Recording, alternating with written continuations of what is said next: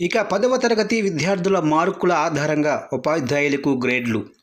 ఇక 10వ తరగతి విద్యార్థుల సరాసరి మార్కుల ఆధారంగా సబ్జెక్టు టీచర్లకు గ్రేడ్లు ఇవ్వనున్నట్లు పాఠశాల విద్యాశాఖ ప్రకటించింది.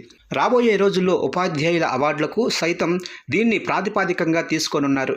10వ తరగతి పరీక్షలపై జిల్లా అధికారులతో ఉన్నతాధికారులు సోమవారం ఆన్లైన్ సమావేశం నిర్వహించారు. 10వ తరగతి పరీక్షల ఇన్విజిలేషన్ డ్యూటీలను రాష్ట్ర స్థాయి నుంచే పంపనున్నారు. జవాబు పత్రాల మూల్యాంకనానికి సైతం రాష్ట్ర స్థాయి కార్యాలయం నుంచే ఉపాధ్యాయులను ఎంపిక చేస్తారు. ఒక్కో విద్యార్థి సమాధాన పత్రాన్ని మూల్యాంకనం చేసేందుకు కనీసం 12 నుంచి 15 నిమిషాలు కేటాయించాల్సి ఉంటుంది. ఈ నెల 15 తర్వాత 10వ తరగతి విద్యార్థులెవరిని ఇతర కార్యకలాపాలకు వినియోగించుకోకూడదు. ప్రతిరోజు వారికి పరీక్ష నిర్వహించి మార్కులను ఆన్లైన్లో అప్లోడ్ చేయాలి. ప్రతిరోజు నిర్వహించే స్లిప్ టెస్ట్ సమాధాన పత్రాలను పబ్లిక్ పరీక్షలు పూర్తయ్యే వరకు ప్రధానోపాధ్యాయులు భద్రపరచాలి.